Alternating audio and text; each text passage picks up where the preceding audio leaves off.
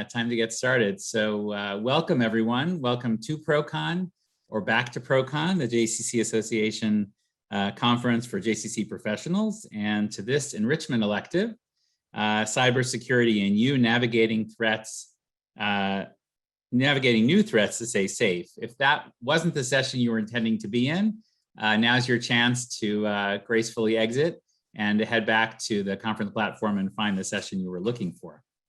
My name is Gabe Most. I'm the Chief Experience Officer at JCC Association. Pleasure to see all of you. And also staffing this call with me is my colleague Lorraine Macklin, who is the Senior Graphic Designer at the Association. Feel free to chat to either of us during the session if you have a question, technical or otherwise. We'll be happy to help you. And before we get to the program itself, just a couple of housekeeping notes. As with all these sessions, this is being recorded. If you don't wish to be seen, you can leave your camera off, but we'd certainly love to see everybody, and we'd love to, for the sake of those speaking and your colleagues, to be able to see you. And we'd also love it if you're comfortable changing your Zoom name to add your JCC name or your location so we can see the breadth of who's here and have a sense of who's participating. You'll see we've enabled the closed captioning. You can turn that off or relocate it as you wish if you're not yet familiar with it here in Zoom. We're trying to make things inclusive in multiple ways. I also want to say that, as you know, we are incredibly thrilled this year to be presenting the Professionals Conference without charge to JCCs or professionals. And we're so grateful for all of our sponsors. We hope you have a chance to pop into those virtual vendor booths, which is kind of a fun thing to do. And that's happening again tomorrow afternoon. With that, on to today's session. So it's obviously no secret that the need for attention to cybersecurity at each of our organizations isn't new. But of course, the nature of the threats is ever evolving. And so with that in mind, it was obvious that the experts we should invite to brief us and to answer some questions from us are from this Secure Community Network. With us today are Michael Masters and Brad Orsini. Michael is the National Director and CEO of the Secure Community Network, which is the official Homeland Security and Safety organization of the Jewish Federations of North America and the Conference of Presidents of Major Jewish Organizations, which means for the JCC movement as well. Previously, Michael was a Senior Vice President of the SUFAN Group, which helps organizations address emergent threats, and he also serves on several U.S. Department of Homeland Security task forces, and he's taught at the John Marshall School of Law and Northeastern University. He has a BA from Michigan and a master's in philosophy from the University of Cambridge, and his law degree from Harvard, and served in the U.S. Marine Corps, attaining the rank of captain. With Michael today is Brad Orsini, the Senior National Security Advisor at the Secure Community Network. Brad provides security consultations, training, and direct response to critical incidents in Jewish communities across the continent. Before this role, he served as the first Director of Community Security for the Jewish Federation of Greater Pittsburgh, developing a communal program that provided consultations, building organizational assessments, and more to more than 60 Jewish organizations in that area. Brad is a former special agent for the FBI, where he served 28 years, I believe. And he also served in U.S. Marine Corps, also attaining the rank of captain. His bachelor's is Administration of Justice from the Pennsylvania State University. We are so grateful to both of you for being here and for the wisdom and expertise you're going to share with us. The format for the program today is fairly straightforward. In a moment, I will turn things over to Michael and Brad. We'll hear from them with an overview about the threat environment and how we can prepare ourselves. Before I do that, I want to, for their benefit and our collective benefit, launch a poll here that asks you two questions to describe your role, or which of these most accurately describes your role, and actually to give us a sense, this is anonymous, of the state of preparedness that you believe your JCC is in. And give folks a moment to answer these questions, and then I will display the results, and we'll let Michael take us from there. right. I'm seeing about 70% of you have already voted. I'll give you another 10, 15 seconds to get your votes in. All right, any last takers? All righty. So here are the results. Michael and Brad, with our thanks, we give to you quite a variety of folks in terms of their roles at the centers.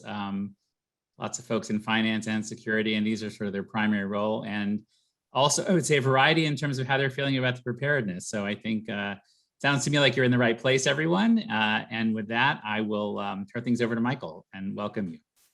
Great, Gabe, thank you so much. Great to join with all of you today. And I want to thank Gabe and Lorraine for sort of the back end work on the IT and getting everything set up, as well as our partners at the JCCA, which I'll come back to in a moment. Really, as we lead into this presentation, I think it's fair to say that reflecting the current environment, many of our communities and organizations, as well as each of us, are clearly spending more and more time online, which adds to why a program such as this, and more importantly, everyone's concern around the issue of cybersecurity and online safety and security is so important, because not only are we spending more time online, but our adversaries are aware that we're spending that much more on time online. And those are individuals who may want to disrupt our organizations in our community, whether for criminal fraud reasons. So it's great to see so many folks from the finance side, or worse, to identify members of the community and then sow the seeds of insecurity and terror. And the reality is that not only can't we let them do that, we don't have to let them do that. So we're hoping that through today's presentation, it'll start a conversation or continue a conversation around what we can all be doing for our institutions, our community, and for one another. And so before I get started, I do want to do a formal thanks to our partners at the JCCA, and particularly Duran and Sue Gelsey, who we work very closely with, as well as all of you who are on the call today who are working at JCCs. Our JCCs are not only a really vibrant, critical part of our community, they're a part of each of us. I spent my childhood at the Florence Heller JCC in Chicago and my overnight summer camp experience at Camp Shy in Lake Delton, Wisconsin. So this is something that's really very important to me personally and our family. And I think it's really critical to note that these are not just Jewish community institutions. Our JCCs are community institutions that serve our whole community, and they're welcoming and warm and vibrant. We want them to be, and we need to keep them safe and secure so that people feel comfortable coming into the door from all hazards and all threats, whether they're physical or cyber. So SCN is honored to work with the JCC and all of you in this effort. I also want to recognize the incredible network of professional security directors and those filling security roles around the country with whom we coordinate. I think I saw pop up Rob Elston's name as he was coming into the room. So many of us are working together, and we are strongest and safest and most secure when we do work together. And today's webinar is really a reflection of that, of our community coming together on this critical issue. It's particularly important now. COVID-19 has impacted every facet of our lives, to include how we think about and how we will practice Jewish life. One thing that COVID hasn't changed is the threat facing the North American Jewish community, the whole of the North American Jewish community. I saw someone from Toronto. We were just working very closely with the Toronto security director on an individual who has made a series of threats based out of Pittsburgh, an individual that we regularly pay attention to. Unfortunately, cyber knows no boundaries. And increasingly, people are leveraging that. And so it's really important that we think about the whole community. So we have seen an increase in online hate and anti-Semitism, to include rhetoric being shared amongst extremists through various means of communication over the last year. Each day, our duty desk and our National Operations Center are taking in reports of anti-Semitic incidents, threats, and issues. We're coordinating with local, state, and federal law enforcement, as well as with partners across the Jewish community. We have seen about a 30 to 40% of all the incidents coming into our duty desk are cyber related.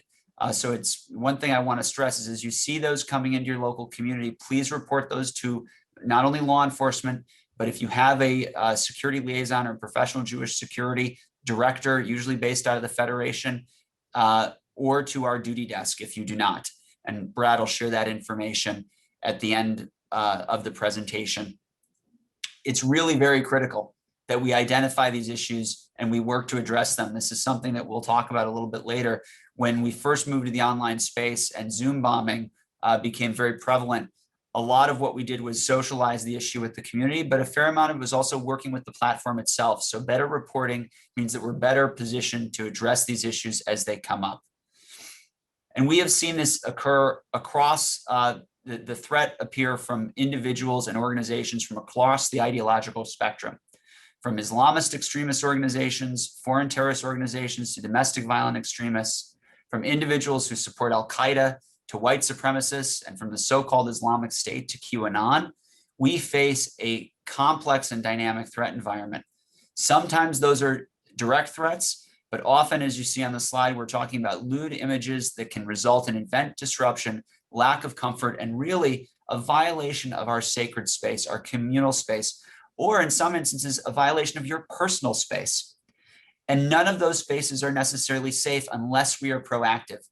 As more and more organizations have moved online, as many as our synagogues and shuls have transitioned programming to the virtual environment, as our JCCs have done the same, we've seen an increase in cyber attacks, harassment, and crime. And it's important that as that happens, we are cognizant of how we protect our online space, just as our physical space, particularly as we start to reopen. Reopening doesn't mean that it's a time where we let our guard down. We have to keep it up. So that's a bunch of what we're going to speak about today. If you can see the statistics on the screen right now, we are really talking about a massive issue that impacts every facet of life around the country. These are general statistics, but the reality is for many nonprofits, the story is not much better.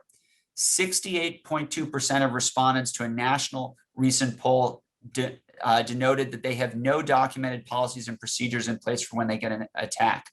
60% of respondents didn't have any cybersecurity training to staff on a regular basis. So it's really important that we think about these issues really critically as organizations and as a community. And it's not just about the organizations. The average American internet user has 8 social media accounts, but they have over 150 online accounts in total. From email to an e-reading account on a Kindle, and from banking to baking. The world that we live in is populated by multiple online accounts, any of which is susceptible. The average person has 70 to 80 passwords. And as we all know, or I think we can attest, a lot of those passwords are very, very similar. So this is both an organizational and an individual issue that can be very problematic for the community and lead to feelings of insecurity or lack of safety. But we also know that there's a lot of steps we can take to minimize the likelihood of an incident, and we have to. Our spaces have to be protected to create physical safety, to create cyber safety, but also emotional space safety to allow us to connect in prayer, to allow us to connect in play and common purpose freely. So let's talk about the type of actors very briefly. One, we have nation state actors. Those are the individuals that usually aggressively target and gain persistent access to public and private sector networks to compromise, steal, change, or destroy information. They may be a part of a state apparatus or receive direction, funding, or technical assistance from a nation state. Perhaps the greatest example that we have as a community that represents this threat is the Islamic Republic of Iran. And their state actors, as well as individuals and entities which are connected to the state, which show a persistent interest in attacking Jewish interests around the world, as well as Israeli interests, specifically in the Middle East. And the motivation can be espionage, it can be political, economic, or military in nature. Cyber criminals are largely profit-driven. They target data to sell, hold for ransom, or otherwise exploit for monetary gain the data that we hold. And that's really important to think about because cyber criminals, when we talk about ransom or money, they may not just be looking to sell that data to you, back to you. They may be thinking about how they can sell that personally identifiable information of your membership or your donor lists to other people. And so that's very important to think about. We also have the cyber terrorists or hacktivists who are politically, socially, or ideologically motivated and target victims for publicity or to affect change, which can result in high-profile operations. So we really need to think through the different types of actors because they have different intentionality and they have different capability. Terrorist organizations are designated by the US Department of State. Their limited offensive cyber activity is typically disruptive or harassing in nature. And they primarily use the internet for communications and recruitment. So we're really talking about nation states and criminals and everyday people that are trying to make a point. The one thing that we want to talk about with capability, which is really critical, a cyber actor's motivation or intent always needs to be balanced against what they can do. So while an individual might have the capability to target an organization, they may not have the intent. Meanwhile, a hacktivist may have the intent to target an organization and subsequently deface the organization's website to disrupt operations and cause reputational harm, but not the capability. So how does this figure into our JCCs? We may be targets of opportunity for those that seek to disrupt our activities or cause uncertainty in our community. And really what this boils down to is about freedom. It's about freedom from fear. It's about freedom from victimization. It's about freedom to be who we wish and to express it, to create safe, secure spaces that our community, the whole community, can use safely, whether physical or cyber in nature. So just as we can't allow ourselves to live in a world where we can't express who we are on the street, we can't allow ourselves to be suppressed online or live in a world where we can't do Jewish or support the community in a way that allows us to be free from being hacked or the victims of cybercrime. This means being proactive, engaged, and vigilant. And it's our hope that through today's presentation, you're going to get some of the tools, or at least have some of the questions that you may have answered, or raise other questions that we can work with you on. So please know that we're here as a partner and as a resource to work with you collaboratively as we navigate the world that we live in and the threats that we face. And with that, it's my pleasure to turn it over to my colleague and friend, Brad Orsini, who will run us through the rest of the presentation. Thank you, Michael. It's a pleasure to be here with everybody. And I'd really like to just first talk about what our vulnerabilities look like in this cyber attack world that we unfortunately live in now. And so if we talk about the four biggest things that we are trying to avoid between phishing, insecure passwords, improper configuration, or poor patching, and I'll explain all those to you in a minute, most of our cyber attacks and most issues that we have faced with some type of cyber intrusion usually are based off of human error. And so if we take email phishing and insecure password practices, that is almost 42% of the cyber attacks folks across the country right now are faced with, right? So email phishing, what does that mean? We have a large percentage of our folks that are from the finance world here. And we talk about this all the time. And I hope we talk with our employees and understand what that phishing is. And phishing is nothing more than a online scam where criminals impersonate legitimate organizations via email, text message, advertisement, or other means in order to steal sensitive information. So phishing is a type of social engineering attack often used to steal data, including your login credentials, credit card numbers. It occurs when an individual is masquerading as a trusted entity, dupes that victim into opening up an email, instant message, or text message. Now, we see phishing attempts every single day across the country. Michael talked about our duty desk and people that report these incidents. Since COVID, since we've all been kind of quarantined and working in this strange environment over the last year plus, the uptick in cyber attacks has been exponential. And so those phishing attacks are really based on trying to steal money or personal information from our facility. So for example, we see from network, from organization to organization, especially in our nonprofits. Nonprofits are attacked on a higher rate than most organizations because our our ability to really lock down our systems aren't the same as companies, as the banking industry. And we, our nonprofits sometimes are very small. We have an IT professional, and I am glad that we have a lot of IT professionals on the call today as well, because I am sure they can also answer questions or participate when we go through a Q&A. But that phishing attempt is nothing more than if I look on one of your JCC internet sites, and I have seen this before and did an analysis of so many different JCCs, and we are so quick to put way too much information on our websites.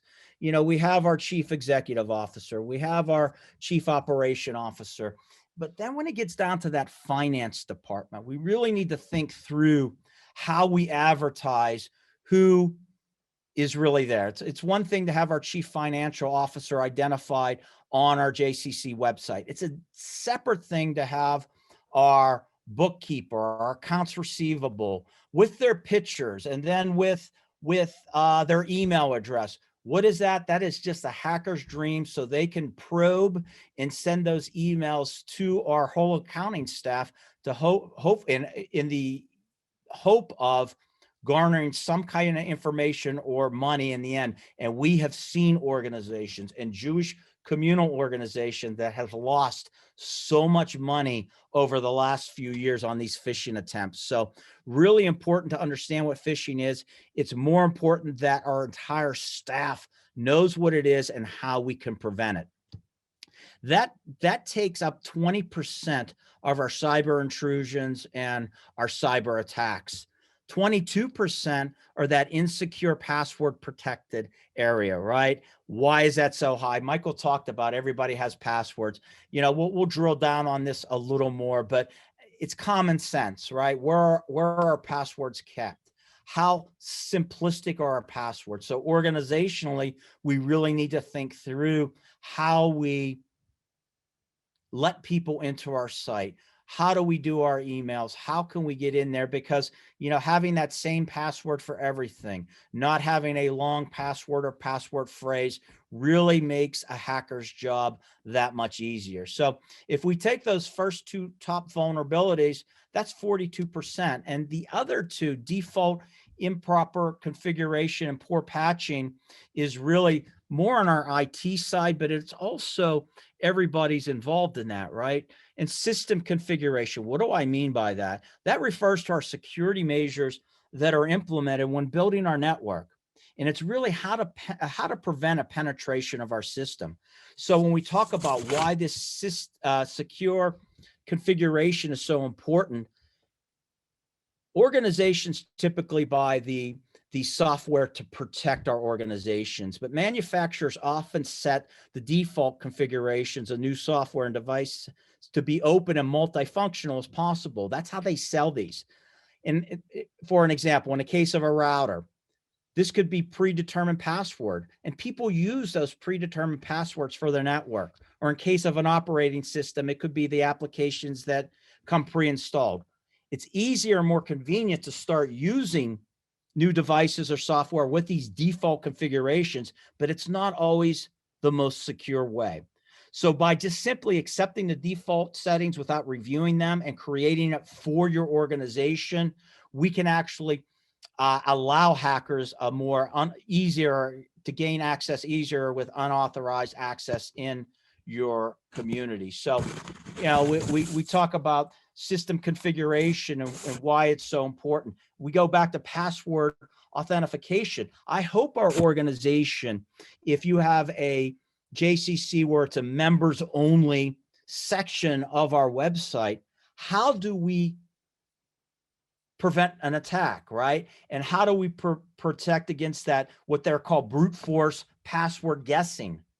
And so we need to limit the number of tries everybody forgets their password. They might have 2, 3, 4, maybe 5 tries, but those that do not limit it really open that up for hackers to continually call, in the cyber world, that brute force entry by using tools to try to gain those passwords without kicking them out. Really, really important. And that system configuration we talked about with password protected should never be less than 8 characters. but it should not be limited to 8 characters. We also talk about really using passphrases and a little easier way to prevent someone from attacking or identifying our passwords, and also never, ever, ever use the same password for work and personal accounts. I know it's easier to do, but we really need to think through that. And that last vulnerability is just patching. And what I'm talking about patching, the IT folks on the phone are going to really understand this. This is just talking about upgrading our existing software applications to remove any weak security patches that can really be exploited. And patch management is really the best practice for upgrading existing software applications to remove any weak security practices that could be exploited by our hackers, right?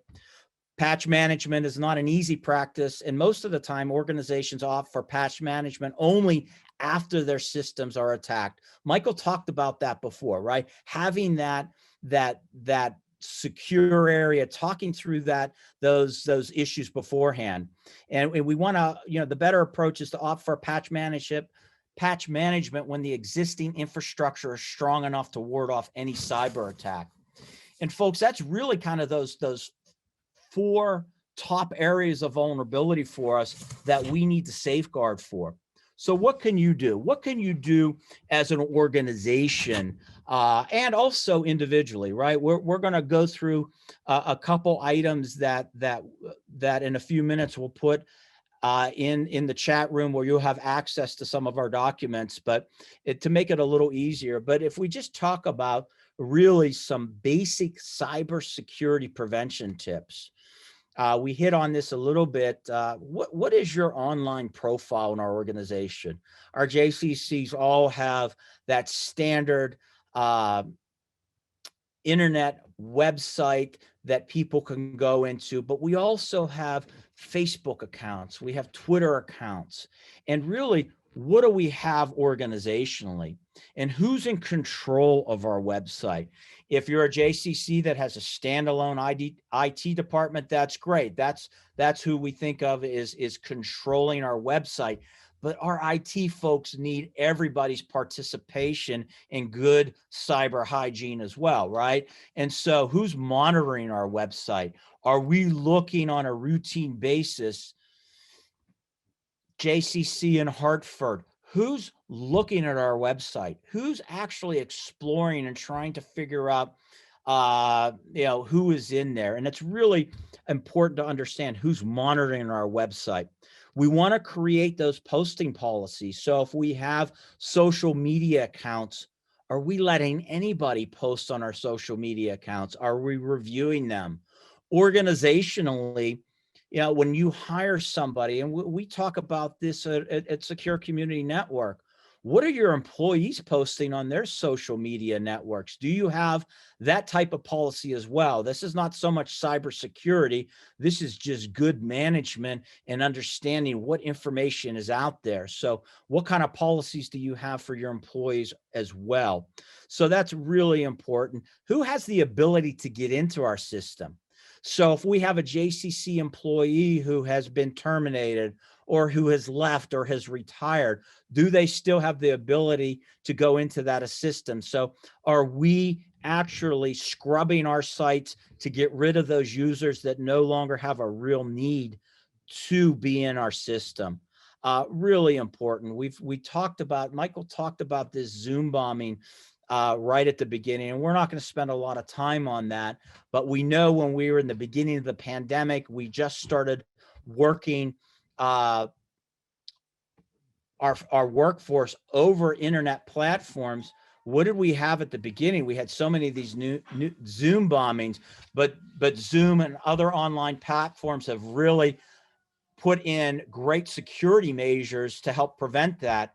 Are you using all those security measures that you have at your disposal? So if I see somebody gets a Zoom bombing now, when I look back, I'll go first to see how they advertised it, how open their website is. And I can usually tell in about 2 or 3 minutes how somebody was Zoom bombed and how it should have been prevented. So really that online platform, online profile, and the assessment of your organization's digital presence is really where we start.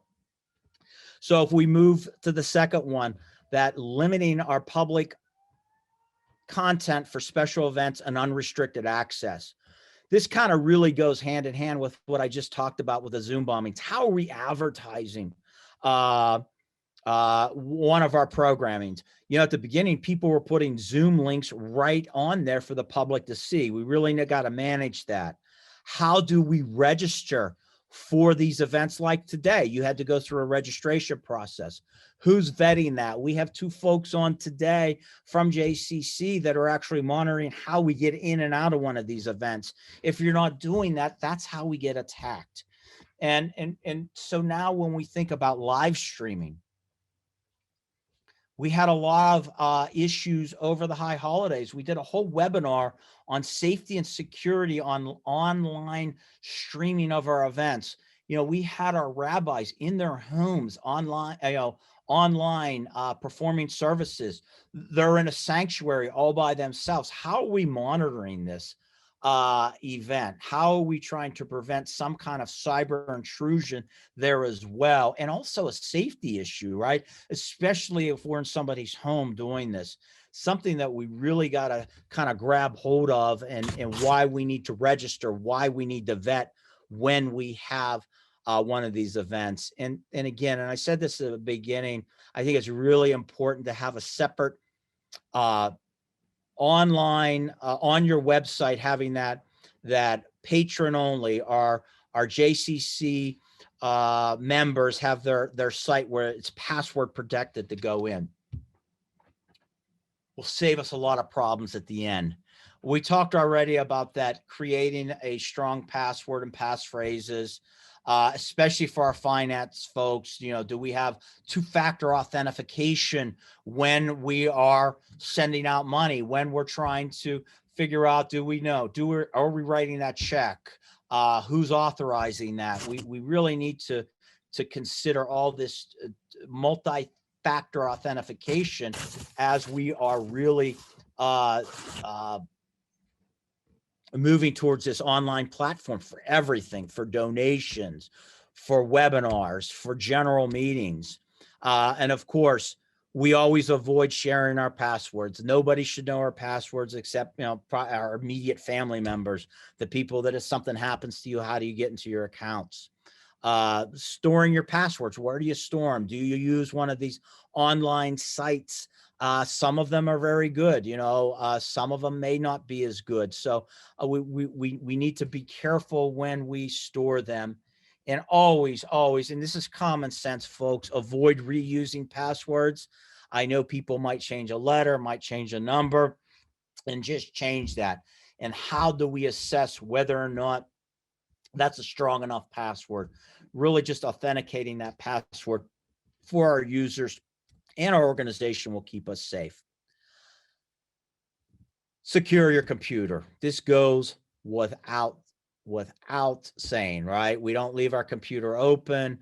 We want to make sure that any antivirus software is installed, that it's installed properly, that we're reviewing any kind of attacks or any kind of system configurations that antivirus software caught, right? And then what do we do now? And then when do we have to change our password if we think we were probed and attacked? And how do we control that? And that's really about protecting that data, right? That is so precious to us. All our nonprofit organizations, JCCs in particular, we have a big donor base, and we rely on our patrons to keep their information, their personal identification, their PIN information safe at all times. Because what would happen if our donor list got out there with, you know, God forbid, any other identifying numbers, social security numbers, or anything out there, is really what those cyber hackers are looking for. So we really need to take that very serious, and obviously control that as much as we can, and continually update and download those updates and make sure our IT folks are in the loop on any kind of new software update, right? I hope our IT folks are pushing that information. Okay, we need to update over the weekend. This is the time we're updating, and we really want to make sure that's happening. And what are your security principles, guidelines, policies, procedures? We talk about emergency security procedures all the time for somebody entering our building, that physical threat, right? We're getting a lot better in the Jewish community about having those emergency operation plans, keeping our members safe, keeping our kids safe in the daycare centers that so many of our JCCs have. Great on physical security. We've gotten a lot better over the last 4 years. But now we're in this digital age, this online platform. What are our policies and procedures? We need to think about that. We need to reduce these things to writing. Why? Because we need to have a good plan to keep our organization safe from attackers, know what to do if somebody gets probed, know what to do if somebody gets a strange or suspicious email, right? That might be a probe, and we got to get rid of it. The last thing we really need is to get malware into our community or into our system, or worst case scenarios, ransomware, right? If you've ever heard that term ransomware, it's those people that attack our system and overtake our system through just garnering somebody to open up an attachment in an email, and then it might contain this malicious ransomware code. And then once our system is infective, that malware encrypts the files and folders and drives, and then the perpetrators basically hold our data ransom. And that's why we call it ransomware, until organizations pay that person off. We see this all the time. Organizations pay ransomware so they can get their information back. We need to avoid it. And, we have this, might sound cliche, but if you get an email, when in doubt, throw it out. And we talk about that all the time, right? If you don't know who that person is, you don't know what they are asking, and you kind of look at that email, throw it out, get rid of it. We'll talk about reporting in a second, because reporting is one of the most important things we can do. Also, I just want to talk a minute on reducing our online footprint. And that's more for individuals, right? We always want to talk about this risk profile and how we can limit how people can get into our system. So we know and I say that, and I see this all the time. If I'm online, and I bet everybody on this call today has seen this before. If you're online and you're searching for, new patio furniture for your deck, and you're on Amazon Prime, and you pick up 5-6 different pieces, and then you go out of the Amazon Prime and you go into your Facebook, what do you see down in your feed? You're going to see porch furniture, right? Because everybody sells everybody's information. And so now people are profiling, and companies are profiling just to try to sell you. The same with hackers are profiling you as well. So if you're an individual that has been threatened, has suffered some kind of attack, whether cyber or personal, right? There are ways to reduce our online footprint. There are sites that you can go into that remove yourself from that collected data. It's a cumbersome process, but you can go on the 10 major sites, right? And actually go in there and one by one, get rid of those sites that are profiling you and sending you messages.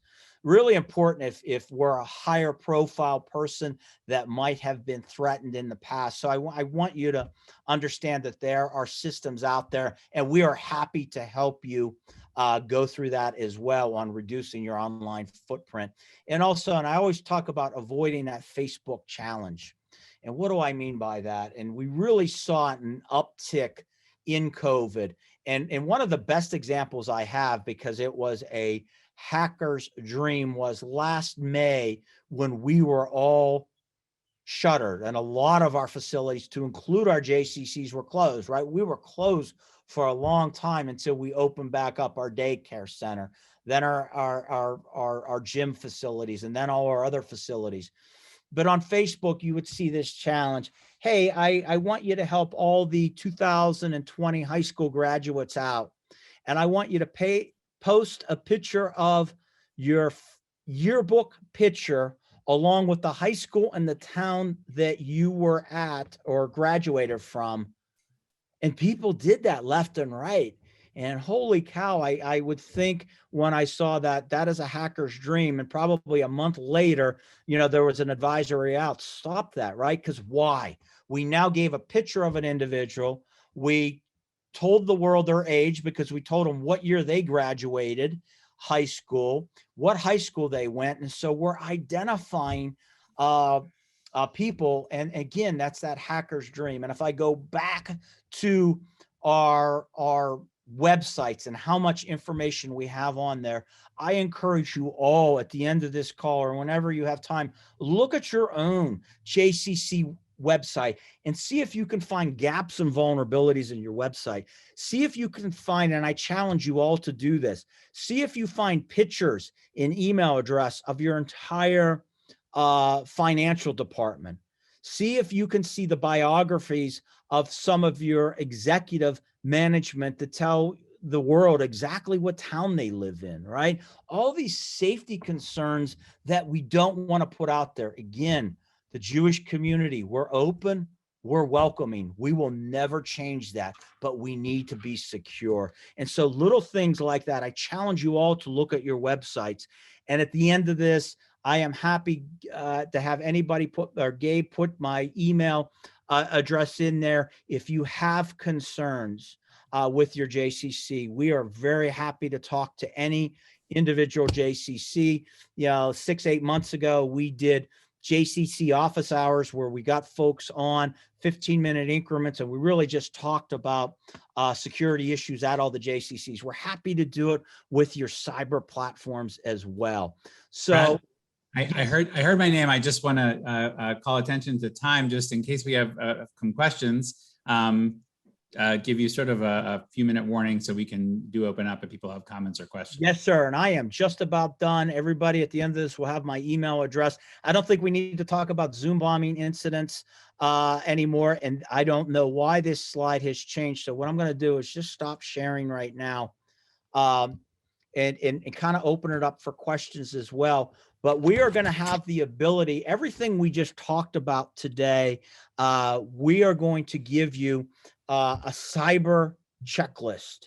And I think that cyber checklist, we pushed this out during high holiday season last year. And I thought it was a very helpful document. It's just a 2-page document that really just drills down on everything we talked about, plus more today. And you can go through that and really just see, am I practicing good organizational hygiene, account security? Are we practicing safe online surfing? What does our social media security look like? Safe online video conference practice, consideration for kids, right? We do a lot of children's programming at our JCCs. How do we keep our kids safe online? This checklist is really kind of a holistic cybersecurity that we can help you just kind of think through those issues, because we all have questions. I am not a cyber expert. I spent 30 years in the FBI. What I know, about security can probably fit on one of my fingers, right? And I know we probably have some experts, but I know how to keep our organizations safe. And really, we want to focus on the very basic things to keep our organizations and individually safe. With that, Gabe, I am happy to answer any questions that we're capable of answering and work with any one of our partners that are on the call today, sir. Wonderful, Brad. Thank you. I welcome folks to use the raise hand feature in reactions. We'd love to hear your question out loud if you have it, or a comment. And as you're formulating, if you have one, I'll ask an opening question, which is, Brad, can folks subscribe to the daily update that SCN puts out? How do they do that? And are there other resources that they might want to know about beyond this excellent presentation. Yes. So what I would encourage you, and Gabe, if you could do this for me, or Lorraine, either one would be very helpful. securecommunitynetwork.org. Really, if you open that up right now, you can get a couple things. One, you could sign up for our daily newsletter. Anybody in the community is eligible to get that. You could sign up for them. And what that does is that daily newsletter is a repository of security incidents across the country and international incidents. It gives you an idea of what is going on in the security world, attacking our community world. Also on the website has the documents that we're going to put on in the chat room as well, to include the document I just kind of ran through a little bit. Great. But I really encourage you to do that, because there are a ton of resources we have available to anybody. Great. Randy in Detroit, feel free to unmute yourself. Hi, thank you very much. My question is, as you work with other JCCs and synagogues and other organizations, working with particularly the IT departments and getting them to understand the importance of cybersecurity is not an issue. It's always at the top priority of those departments. It's the executive leadership. So how and what have you found to be effective to make sure that it elevates it within that organization, that they take it seriously? Is it how it's being sold? Is it certain techniques? So what exactly do you find is best to be able to get the executive leadership behind cybersecurity and making sure they put the resources behind it? Randy, one, great question. Two, we get that question a lot, not just for cybersecurity, but security in general. So I will tell you, you're right on the money. You could not have an effective and safe cybersecurity program unless you have buy-in from the top level of your organization, plain and simple. So I think anybody that has those issues, I think it's very important to explain to our executives the number of attacks we see all the time, and really just talking through how vulnerable our organization is if everyone is not participating, right? To include that executive management. So I think one of the good effective strategies is we should have a yearly, twice a year, once a quarter, cybersecurity should be talked about in our staff meetings. We should talk about maybe probing exercises for our staff, right? Sending those emails out to see if somebody responds. It is a wake up for executives in any organization that when we do like a cyber probe, that you see how many people in our own organization failed, how many people owned that attachment up. I think we're going to get the attention of our executives. And we could talk about that as well. Those kind of drills and plans. We encourage our JCCs to do active shooter drills, active shooter training. We should be doing cyber drills as well, and really understanding that, we've seen attacks where some of our Jewish communal organizations have lost hundreds of thousands of dollars, in the millions of dollars, $100,000, $50,000, and having them understand that your JCC is not immune to that. No matter what size your organization is, you are not immune from an attacker. And I think we just really need to explain that to them. I hope that helps a little bit, Randy. It is. Thank you very much. I appreciate it. Brad, I'm not seeing any more questions at the moment, but folks should feel free. I will ask you, Brad, that part of your portfolio has to do with consultations. What would a consultation look like with a JCC on sort of their cyber practices if they contact you? Yeah, what would be involved? I'll go back to Randy's question. If you have staff meetings and you're looking for somebody to come on your staff meeting and just talk about the basics we talked about today, we could do that in 15 minutes, right? But I think it will help engage your executive management if they hear it from somebody else, right? I am sure, as an IT professional, we say this all the time, but hearing it from somebody else also and engaging outside resources, we're happy to do that. So we're happy to jump on anybody's meeting. We're happy to do standalone cyber trainings. All you have to do is ask. I'm a pretty easy guy to get a hold of in the Jewish community. Everybody, and I tell this all the time, everybody has my cell phone and everybody has my email. So my phone rings all day long, but I promise you one thing, if you email me, I will get back to you within 24 hours. If you call me, I will get back to you, in the same amount of time, unless it's an emergency, I'm going to get back to you right away. You'll get a chance to do it on the spot here because I see Mauricio out and down in Miami Beach, down south for me anyway, has a question. Mauricio, go ahead. Hi, Brad. I would definitely reach out to you because I want to echo what Randy just said. I'm having that challenge right now. Right from the get-go, when we were doing our website, we were updating the content on our website. We basically have it broadcasted to the world, the entire list with pictures and emails. And I've seen a steady uptick of spoofing. I've countered by, adding some email filters and whatnot, but for me, it's always challenging to get it through to, through top management. Like we need to filter that out. Yeah, we can leave the picture, we can leave it a telephone extension up there, but I don't want the emails up there anymore.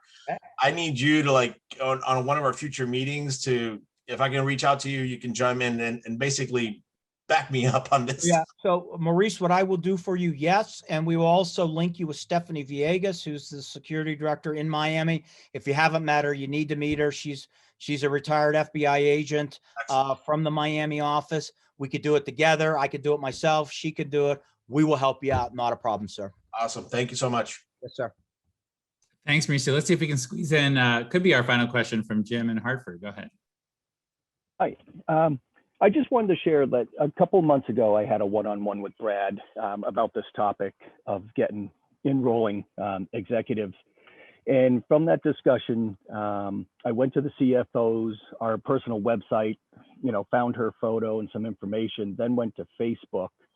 Through Facebook, I was able to get a lot of information, and she was very private on the Facebook, but I friended her son, who then someone in that group friended me. So I was able to get her son's date of birth.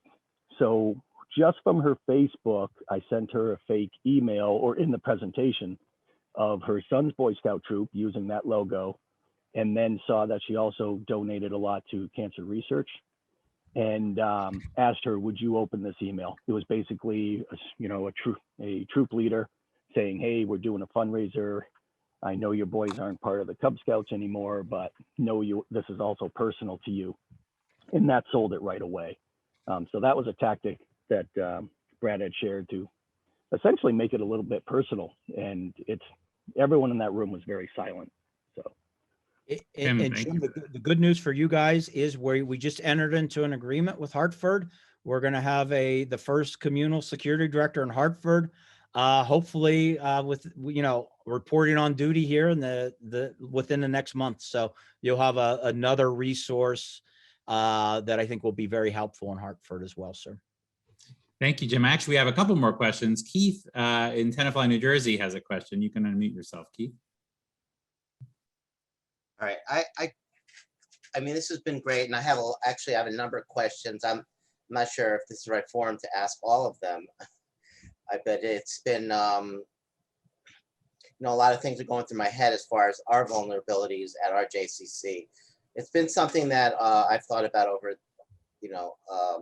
I'm the webmaster of the JCC, so it's really not my official responsibility, but I think about it. And also we have an MSP that is supposed to be handling, our network security and so forth.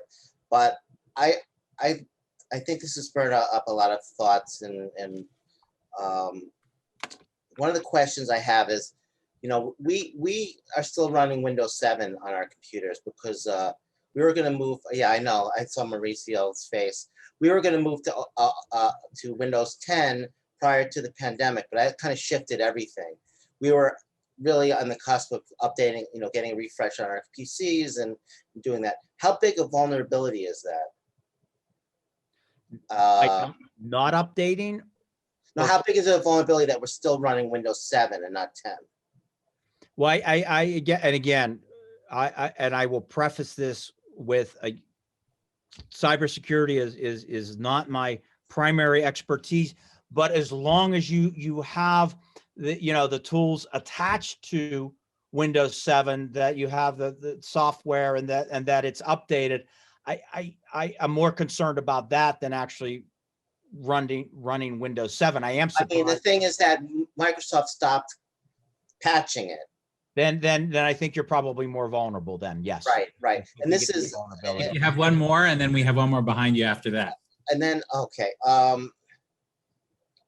what was my other question? While you're thinking, you're absent. So if that's the case, that patching is critical. And so if it's that out of date and they're not updating it, then No, they're you're not, vulnerable. they're not. What was the other question? I should have written them down. Just come back to me in a minute. I'll figure out what it was. You got it. Brad, someone did chatted to me a question about how best to find sites that collect our personal information. So probably that will defer to one of your colleagues or someone who is sort of cataloging those. But do you have an answer to that question for this forum? I don't think I'm understanding the question. Say that again, Gabe. I'm I sorry. think you referred to folks that are collecting personal information. You mentioned the yearbook posts and such. And how would someone know if that's happening? Or you're just telling us it is happening? Oh, it is happening. And we could sit here and talk about all the brand new scams that are going out. One of the latest advisory is the COVID employment scam. That's like a new one where there's all these recruiting firms out there that are posing because so many people are out of a job, right? And they are really exploiting the vulnerabilities through COVID. That's one way. That the yearbook scam is one that started in May of last year. Now, how that gets collated, and I will say this, in the year 2020, the FBI collected on their Internet Complaint Center alone, it's called IC3. So if you have an internet complaint, I always encourage everyone just to go onto that FBI website. It's called C3,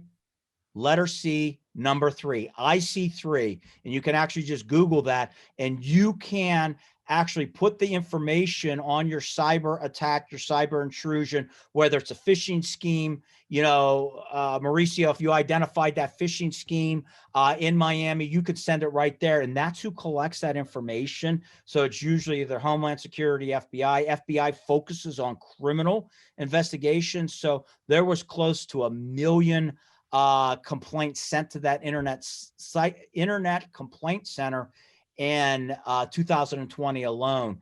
That doesn't constitute anywhere near the number of attacks. Those are the people that had the wherewithal to actually report it. And so they just take that information, collate that information, and that's how they develop those new scams. And then they push it out to our community, right? So let's think about our elders, right? So we do a lot of probably elder senior programming in JCC. How many of our seniors have been contacted with hackers because they're starting to use Facebook, they're starting to use online platforms? So how we keeping our senior population safe as they may be a new user on one of these social media sites? So that's how we collect that information. I hope that answers the question, Gabe. Yeah, that's helpful. Thank you. I'm pasting your email again in chat for the rest of Keith's list and things that folks come up with afterwards, because we're running up against the clock. So I will take the privilege of a facilitator here to thank you, Brad. And I know that Michael was scheduled, got scheduled up into something else, so he had to step out. But I'll thank both of you on behalf of JCC Association and all the JCCs assembled here, and those who will watch this recording afterwards who couldn't be with us, for what you do every day, certainly for this session, preparing and being with us, and for all the expertise, wisdom, and guidance that you give to all of our communities. We're so deeply appreciative. And we're also appreciative of those who joined us today. Thank you. Your voices are helpful in this continental community. A few schedule notes and reminders from 4 to 5 today. This is back on the conference itself. We hope you will join us for the JCC Excellence Showcase. Those are 30-minute segments in which we're highlighting special programs, staff recruiting initiatives, retention, visionary management, marketing, all sorts of options. Those are 30 minutes segments between 4 and 5. And from 5:15 to 5:45, we hope you'll try out, if you haven't before, this platform called Kumo Space, which is sort of a virtual lounge schmooze area, which has virtual spatial audio. So as you get closer to someone in the space, it sounds like you're actually in person with them. As you get closer, you can hear their conversation, et cetera. It's a good thing to try out just as a platform, even if you're not going to stick around and chat with people yourselves. That's from 5:15 to 5:45, a nice chance to mingle with folks. And you can access that, of course, through the conference platform. Finally, a reminder that that tomorrow, 1:45, 2:45, the virtual vendor hall is open. Hope you'll pop in there, and just even to thank the folks that sponsored the conference so we could all be here. And with that, thank you all again for coming. Brad, we really appreciate it. Please extend our thanks to Michael, and wishing everyone a good afternoon. And this session is adjourned. Thank you for coming. Thank you.